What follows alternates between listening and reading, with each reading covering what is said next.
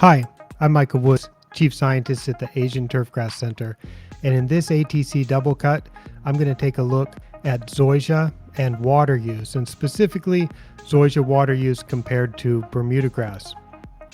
I hear sometimes that zoysia uses less water than Bermuda, or that zoysia is chosen because the low water use of zoysia starts to look very attractive. And I'm not quite sure where that idea comes from, because zoysia of course will use less water than cool season grass. But any warm season grass like zoysia, any warm season grass will use less water than cool season grass. But I think if we're looking at zoysia, it's nice to compare it to other warm season grasses like Bermuda grass. And when we do that, and I put a blog post up about this called Zoysia Water Use and Fact Checking, because when we do that, when we compare zoysia to Bermuda, it turns out that zoysia doesn't use less water. Zoysia needs more water to persist. And I'll put a direct link to this blog post so you can see the pictures in question and read more about it in detail if you want. I will put that in the description to this video or to this podcast, however you're listening or watching this. And this is something that I was prompted to put up because I read an article in the Global Golf Post that said zoysia grass was chosen for a project, and I quote, because it requires less water than Bermuda grass. And I mentioned that there doesn't seem to be much fact checking in turf industry or golf industry publications, because that's a statement of fact that is completely not true. And there's some good pictures that show this that I shared in this post, but I think anybody that's ever seen these two grasses side by side, when the water gets restricted, they'll see that the Bermuda grass stays green and the zoysia grass goes dormant. It's a common phenomenon, and as that drought stress persists, if you allow that drought stress to persist, eventually the zoysia will die and the Bermuda grass will continue living.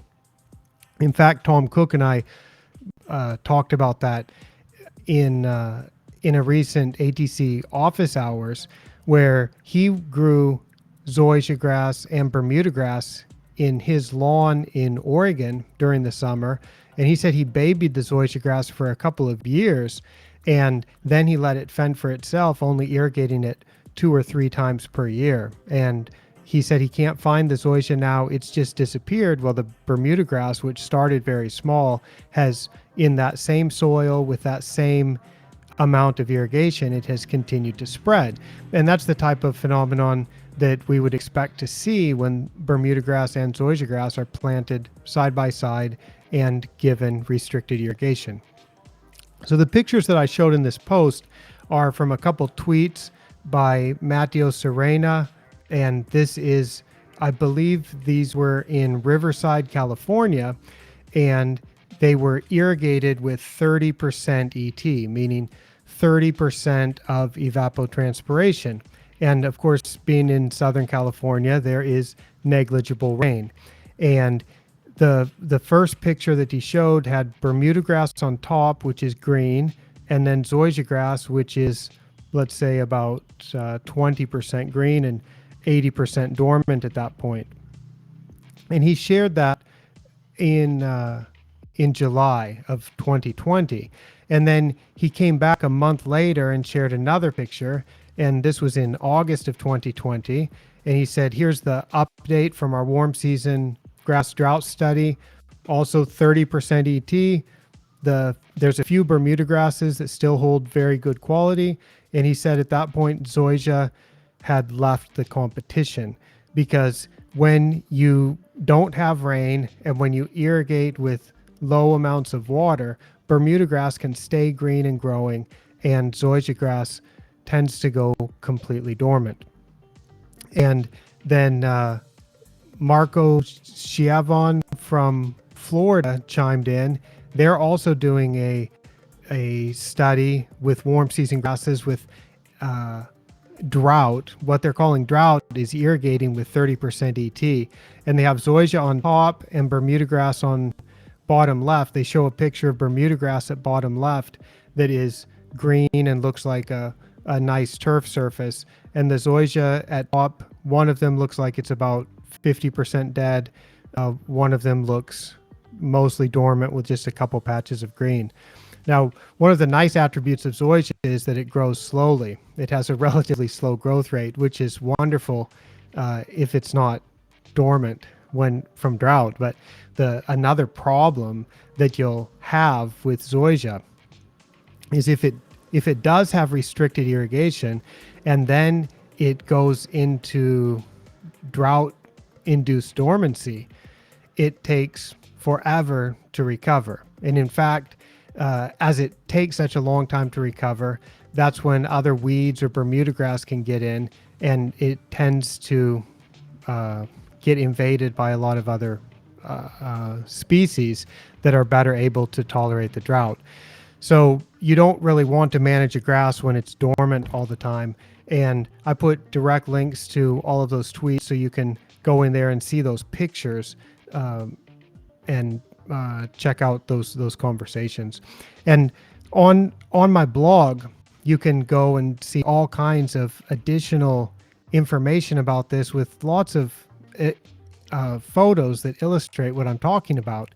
So at the related posts section, at the bottom of this post, you can read about bermudagrass, zoysiagrass, and water use with pictures. You can read about big differences between species, also with pictures.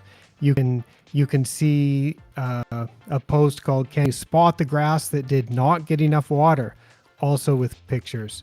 Drought bermudagrass and zoysiagrass, also with pictures. 4 reasons zoysia should be a poor choice for California, also with pictures. And one of those reasons is water use and water availability in California. So I think zoysiagrass is a beautiful turf. It's a lovely grass, and it works good if you have enough water. It's definitely better than seashore paspalum in terms of water use. But if you're comparing zoysia to bermudagrass, it's not really a statement of fact that zoysia uses less water. And so that's something that I want more people to be aware of. And I see it's usually golf course architects or shapers or people involved in new course development that I hear this from.